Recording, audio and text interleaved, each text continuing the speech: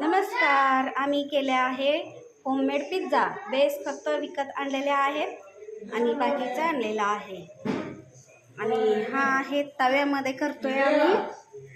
आता हे झाकून ठेवत आहे. हा आहे पिझ्झा.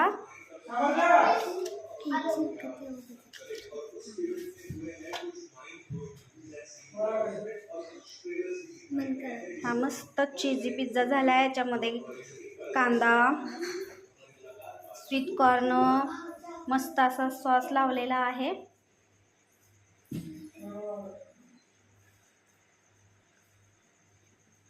पकडा असं असं दिसेल.